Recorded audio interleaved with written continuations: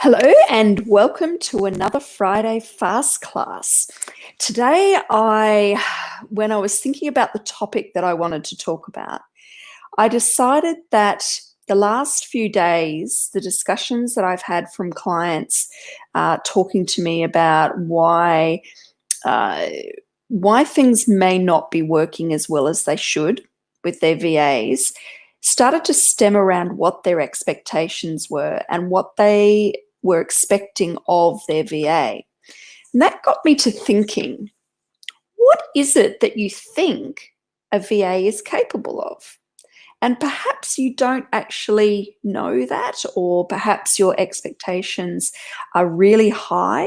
And so I'm going to try and dispel a few of the myths of what a VA potentially could do for you, because I think depending on where you go to find your VA and depending on the types of things that you're wanting to get done will depend on whether or not your expectations are going to be met.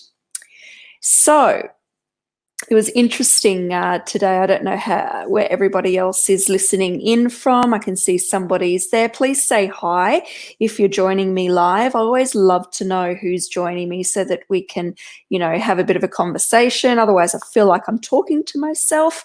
I'm hiding away in my bedroom at the moment because I've got a set of kids in one room, a set of kids in the other. Some are playing on games. The dog's barking at every single thing that walks past the door. So this is my only sanctuary of a place that I can go to actually talk without getting totally bombarded with noise. So one of the things that I said comes up quite a lot from clients saying that things aren't particularly working for them is when they've got expectations that I feel might be too high. So you might think of a VA potentially as someone that can come into your business and do a bit of mind reading and try to understand what it is you're trying to get out of the task that you've given them. Your expectation is that this VA is just going to understand what it is that you mean, and they're going to be able to just get on with the job without any sort of training, any step-by-step process giving, anything like that, which isn't the case. And I want you to sort of take yourself, put yourself back into their shoes a little bit, or think back to a time perhaps when you were first starting a new job, so a brand new job. So it might be that, you were 16, 17 years old and you were going to work in a cafe, or, you were starting a new job as an adult and you were walking into an organization for the first time. How did you feel at that point? Did you feel comfortable walking in without any direction? Did you feel comfortable walking in that you knew absolutely everything that was needing to be done? At 16, 17, perhaps, you probably don't know everything and you're probably relying on somebody to take you through a step-by-step process on how to do something. Last week, I had a live conversation that you might have seen with Melanie McVean from Nopong, and she was talking about how important it was from a train-the-trainer perspective, which is kind of what we're talking about, to go step by step and show someone how to do something the right way. But before you move on to the next step, you're assessing whether or not that they're able to manage that first step. All right, so there's no chance for failure. The failure happens when you don't assess at the milestone stages. So what can you expect from a VA if you're not giving them direction? You're not setting expectations and giving them your expectations. I think it's really important. One of my clients this week was struggling because she couldn't understand why her VA wasn't able to, perform the task that she'd given her, which was sending out email instructions to someone. Now, the issue we found lay in the way that instruction was being given. The VA was sending it out as she interpreted it. Now, this is what can happen, right? The interpretation that a VA may have of what task you're giving them can be quite broad if you're not laying it out for them step by step.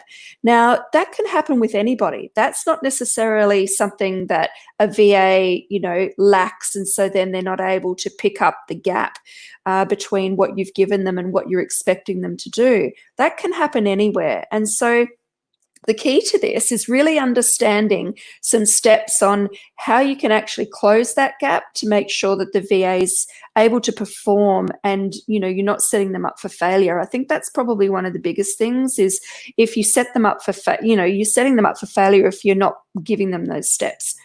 So one of the things that you can do, and we've talked about this before, I've done a fast class on this before, one of the things that I think works really well is doing a video on the instructions that you want to give them. So it's basically giving them the way that you like it done.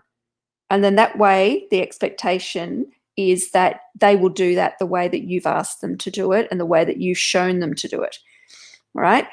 It's okay from a VA perspective to expect that little bit more. Some VAs can handle it, some can't. But I would say that if you're looking at a VA to do mainly full strategic, independent thinking work, you're going to have to find a VA specifically that is targeted around that work. The majority of virtual assistants are going to rely on you being process-driven for what you need done with clear instructions and clear ways of managing it. Now, you might get lucky, and if you're specifically looking for someone with that independent thinking and outside-the-box thinking, then you need to go into the recruitment of a VA with that as a job description and with that as the most important thing. So I think that's really important. Yeah, that's probably the biggest thing. So once you know what it is that you want, so that's the biggest part of it, is really, really drill down on the type of person that you want to engage. Once you can engage, once you can define what that is, then it's really easy for you to then go out and specifically find the right type of VA. Your general VAs that you're going to find on freelance sites and so on, that general knowledge is not going to have that strategic independent thinking, and so your expectations should not be around that. Your expectations, if you're wanting to have someone that can do the bigger thinking, then you're going to have to pay more. You're going to have to hire specifically someone that has those skills and has shown those skills in a previous role, okay? And that sometimes will cost more money, and it'll also mean that you're looking for them in a different place. So it's your basic recruitment. It's no different. Let's just say, for example, you were looking to hire somebody in a restaurant. You're going to hire your lower end employees that it doesn't need critical thinking. It doesn't need, anybody to have, let's just say, a barista license and all of those sorts of things, those extra little skills, just someone to go in and pick up dishes off tables and take orders, right? That's going to be a different type of person to someone that's going to be managing the restaurant for you and actually coming up with, rosters and things like that. So you can kind of set your expectations in a similar way when you're having a look at working with virtual assistants. It's that different levels based on what it is you're requiring. So I guess going back to the initial question of what can you expect out of a VA, you can pretty much expect out of a VA what it is you're going to put in the first place. So what investment are you going to place into that arrangement as to then what you get back? My conversation today with my client was actually more not around how can we talk to the VA. It was more around how can you as a client direct her in a different way so that you get a different outcome. And sometimes that is where, your expectations can be a little bit skewed because you don't realize that the way that you're giving direction or that you're placing expectations is unrealistic or just not setting them up for success. So I hope that makes a little bit of sense. Not sure who's online with me at the moment, but if you have any questions, please pop them into the comments and I can answer them specifically here. But if you don't have any questions, that's absolutely fine. I'm sure that we can address them at another time.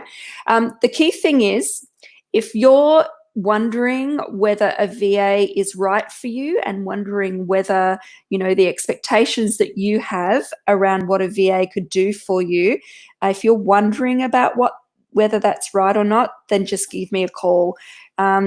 Connect with me on Facebook, connect with me and direct message me, and I'll be more than happy to have a conversation with you to walk through whether or not the tasks or the job that you want a VA to do for you is actually going to meet your expectations. Because I think that's the biggest thing. If you can't talk to anyone about it to work out what it is, then it's not going to work. So happy Friday, everybody. Thanks again for listening in. There's a very just quick snapshot of my thoughts around expectations around VAs. I hope everybody has a great weekend, and I'll see you on the next one.